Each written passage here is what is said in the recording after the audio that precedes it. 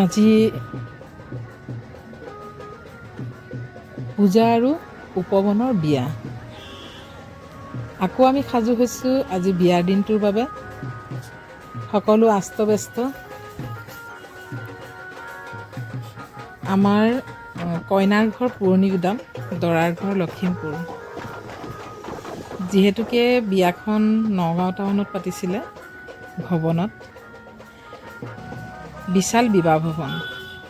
বিশাল বিবাহ ভৱনত বিয়াখন পতাৰ বাবে আমিও যিহেতু নগাঁৱতে আছিলোঁ, আমি সকলো নগাঁৱতে গোট খালোঁ বিবাহ ভৱনত। কিন্তু বিয়াৰ যিখিনি নিয়ম কাৰণ, ধৰক ৰাতিপুৱাই নোওৱা কৰা, এইবিলাক মই মোৰ কেমেৰাৰ মাধ্যমত সাঁচি ৰাখিব নোৱাৰিলোঁ। কিন্তু এয়া দৰা অহাৰ আগে আগে খোৱাভাগ তোলা, সেইখিনি নিয়ম কাৰণ মই দেখুৱাবলৈ সক্ষম হৈছোঁ। সেইখিনি সময়ত আমি চব একেলগে আছিলোঁ আৰু টাউনৰ কথা, গছ গছনি, নিয়মত ডাঙৰ বৃক্ষ এজোপাৰ তলত এনেকৈ বা তিনিআলিৰ মূৰত এনেকুৱা কিছুমান জেগাত কৰা হয় এই নিয়মভাগ। কিন্তু আমি ভৱনখনৰ ওচৰতে যি পাইছিলোঁ, ফুলগছ, পবিত্ৰ গছ, আৰু সেই ফুলগছৰ ওচৰতে বহি নিয়মখিনি কৰা হ'ল। আৰু সকলোৱে, মোৰ এয়া ডাঙৰ জা, আপোনালোকে গম পায়ে, আমাৰ যিমান বিয়া বাৰু বংশত গোটেইখিনি আমাৰ এই ডাঙৰ যায় নিয়ম কাৰণখিনি চব শিকাই দিয়ে। যিহেতুকে তেখেত ডাঙৰ, তেখেতে বহু দিনৰ পৰাই আমাৰ ঘৰৰ যি কাম কাজ, খুৰী বৰমাহঁতে, মোৰ শাহুমা, সকলোৱে মিলি পেলাই যেনেকৈ নিয়মবোৰ কৰিছিলে তেখেতে শিকি গৈছিলে। আৰু তেখেতে শিকাৰ পিছত বা তেখেতৰ মাতৃগৃহতো নিয়মবোৰ প্ৰায় একেই হয়। সেই নিয়মখিনি তেখেতে শিকি ধুনীয়াকৈ নিজৰ মাজত সাঁচি ৰাখিছিলে আৰু সেইখিনি নিয়ম এতিয়া বংশানুক্ৰমে আমাক সকলোকে শিকাই গৈ আছে। আকৌ আমি যিবোৰ শিকি ৰাখিম, কেতিয়াবা কি হয়, শিক্ষাৰ মাজতো পাহৰাও যায়, আকৌ লগত থকা কেইগৰাকী এটা দুটাকৈ কৈ যায় আৰু সুন্দৰকৈ নিয়মবোৰ হৈ গৈ থাকে। আৰু এনেকৈ আমি খোৱাভাগ তুলিলোঁ। খোৱাভাগ তুলি থাকোঁতে অলপ ধেমালি ফূৰ্তিও কৰা হয়, যিহেতুকে কইনা মাকক জোকোৱা হয় আমি সকলোখিনি জা জোৱালি। আৰু আমাৰ কইনাৰ মাকৰো মাতৃগৃহৰ সকলো পৰিয়ালৰ, মানে তেওঁলোকৰ ককায়েক, বৌয়েকহঁত, ভায়েক সকলোৱে আছিলে, ভনীয়েক, তেনেকৈ আছিলে সকলোখিনি। আৰু সুন্দৰকৈ নিয়মখিনি কৰি আমি এতিয়া আকৌ ভৱনলৈ যাবলৈ ওলাইছোঁ। ফটোগ্ৰাফাৰসকলৰতো কথা নক'বই আৰু, তেওঁলোক একদম আগত থাকিব। আমি ক'ত আছোঁ ক'ত নাই একে দৰকাৰ পৰিলে কিলাকতীয়ে ঠেলা মাৰি হ'লেও আমাৰ আগেদি গুচি যাব। এইফালে আমি আহি পাইছোঁ, দেখিছে একদম পূৰা ঢুলীয়া আহি সাজু, ঢুলীয়া একদম ধুনীয়াকৈ নিজৰ একদম ব্যস্ত কৰি ঢোল বজাই আমাক সকলোকে মনোৰঞ্জন কৰি আছে। আৰু লগতে পৰিয়ালৰ মানুহ দুনুহ চব গোট খালেই। আৰু এইফালে আমাৰ কইনাৰ দেউতা আৰু মাতৃ, পিতৃ মাতৃ সকলো সাজু। আৰু এইফালে দৰা আহিবৰে হ'ল। আমাৰ একদম মেইন ৰাস্তা, যিটো আমাৰ ৩৭ নং ৰাষ্ট্ৰীয় ঘাইপথ, সেই পথেৰেই তেওঁলোক আহিব। আৰু আহি মানে ভৱনখন লখিমপুৰৰ পৰা আহোঁতে বাওঁহাতে আহিবলগীয়া হয়, আৰু যোৱাৰ সময়ত সোঁহাতে ভৱনখন পৰে। আৰু সেইকাৰণে গাড়ীখন ঘূৰাই আনিবলগীয়া হৈছে। তেওঁলোক অহাৰ আগে আগে এনেকৈ বম ফুটোৱা হৈছে, ঢোলেৰে ঢোল দি পেলাই তেওঁলোকক আদৰা হ'ব। আমাৰ অসমীয়া নিয়ম, অসমীয়া পৰম্পৰা, ঢোলেৰে তেখেতক আদৰি নিয়া হ'ব ভিতৰলৈ। তাৰপিছত এনেকৈ একদম চব ফূৰ্তি ফাৰ্তাত ব্যস্ত সকলোখিনি। ভালো লাগে আমাৰ সংস্কৃতিবোৰ ধৰি ৰাখিব পাৰিলে ভালো লাগে। এই আপোনালোকে শুনি থাকক, আৰু মাজে মাজে মই মুখখন বন্ধ কৰি দিম আৰু আপোনালোকক অকণ অকণ শুনাম। যিহেতুকে ৩৭ নং ৰাষ্ট্ৰীয় ঘাইপথ, তাৰ ওপৰেদি বিভিন্ন ধৰণৰ চুপাৰ, সৰু গাড়ী, এই ধৰণৰ বাহনবোৰতো অহা যোৱা কৰিয়ে থাকিব।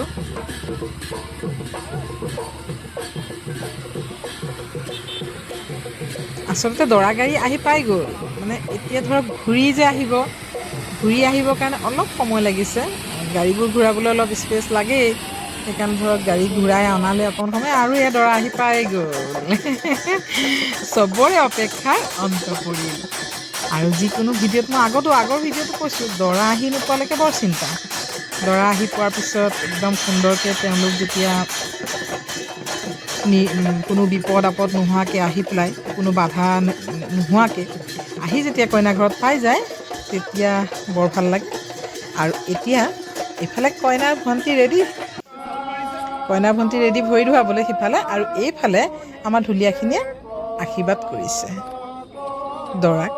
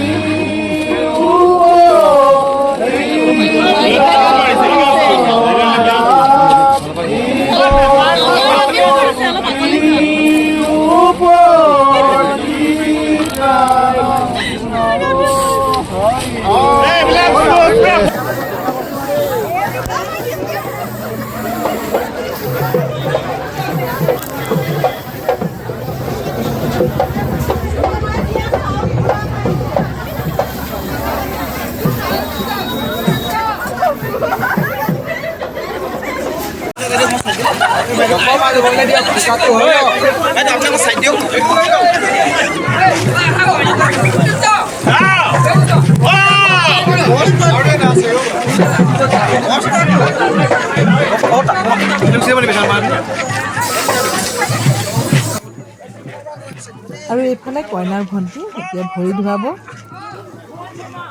স্বয়ং নাৰায়ণ আহিছে আজি লক্ষ্মীক লৈ যাবলৈ তেওঁলোকৰ ঘৰলৈ, আৰু সেইকাৰণে এই নিয়মখিনি কৰা যায়।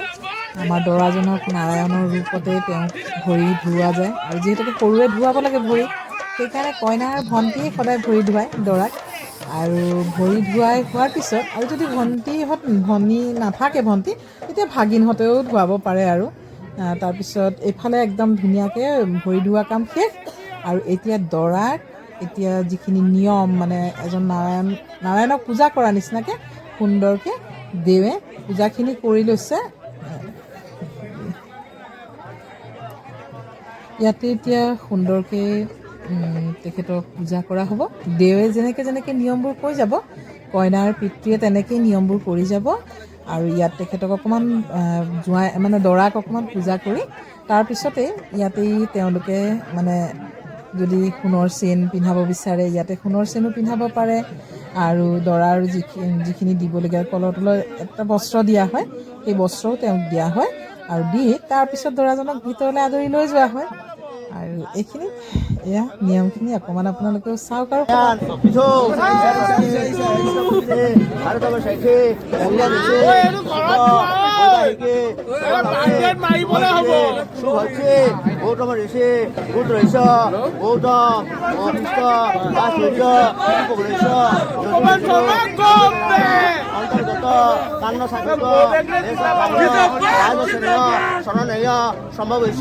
পদ্মনাথ দেব সৰ্বন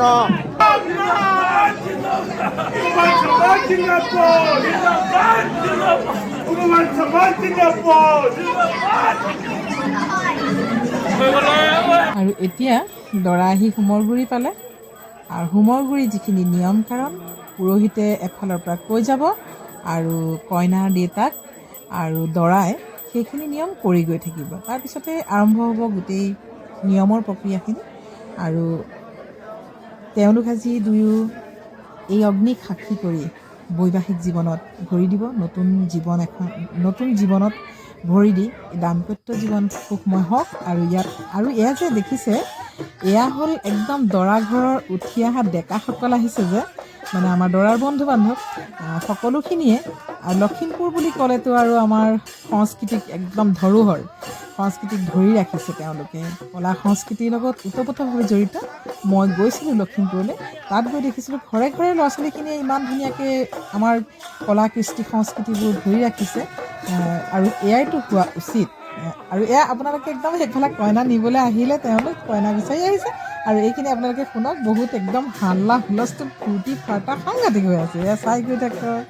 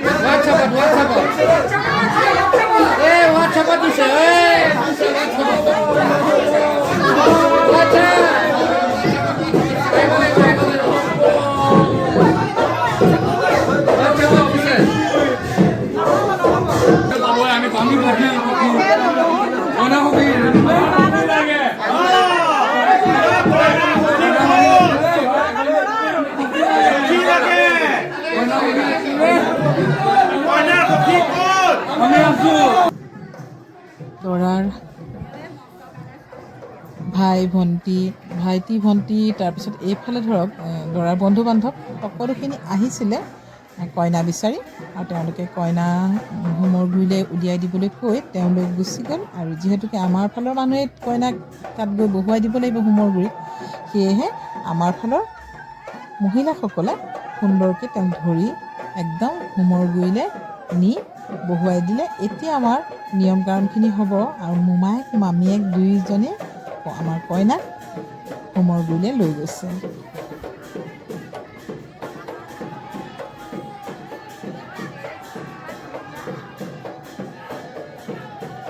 আৰু কইনা আহি ইয়াত সেৱা ধৰি এতিয়া হোমৰ গুৰিত বহিব আৰু বাকীখিনি নিয়ম আপোনালোকে চাই গৈ থাকক।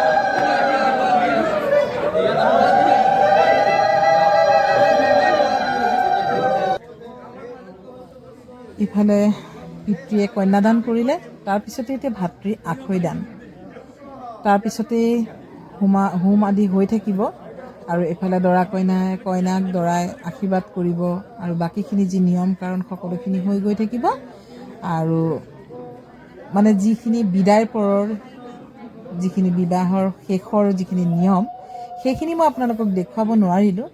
মই নাছিলোঁ তাত আৰু ঘৰলৈ আহিবলগীয়া হ'ল, সেইকাৰণে পিছদিনাখন ব্যস্ততা অলপ আছেই, সেইকাৰণে আমি আৰু ৰাতি থাকিব নোৱাৰিলোঁ আৰু আমি বিদায় ল'লোঁ আৰু শেষৰ সময়খিনি মই আপোনালোকক এই ভিডিঅ'ৰ মাধ্যমেৰে দেখুৱাব নোৱাৰিলোঁ। মোৰ আগৰ বিয়াৰ ভিডিঅ'বিলাকত আপোনালোকে দেখিছে মই শেষলৈকে ভিডিঅ'বোৰ দিছিলোঁ আৰু সেইবাবে দুখিত। কিন্তু মই নৱবিবাহিত দৰা কইনাহালক আশীৰ্বাদ কৰিছোঁ তেওঁলোক সুস্থ হৈ থাকক, দীৰ্ঘায়ু হৈ থাকক আৰু নতুন বৈবাহিক জীৱনত বহুত আনন্দ ফূৰ্তি কৰক। তেওঁলোকৰ এই বিবাহ যাতে গোটেই জীৱন এই বিবাহৰ মাধ্যমেৰে তেওঁলোক যাতে সুন্দৰ এটা জীৱন অতিবাহিত কৰিব পাৰে। তেওঁলোকৰ গোটেই উৰেটো জীৱনৰ যি যাত্ৰা, সেই যাত্ৰা যাতে তেওঁলোকে একদম উজ্জ্বল হৈ উঠক তাৰে কামনা কৰিছোঁ ভগৱন্তৰ চৰণত। আৰু এইখিনিতে আমি অলপ ফটোশ্বুট কৰিলোঁ। আমাৰ গোটেই পৰিয়ালৰ ফটোবোৰ আপোনালোকৰ মাজত দাঙি ধৰিছোঁ। আৰু এইখিনিতেই মই বিদায় ল'লোঁ। আপোনালোক ভালে থাকক, সুস্থ থাকক সকলোৱে। আপোনালোকৰ মৰমৰ বাবে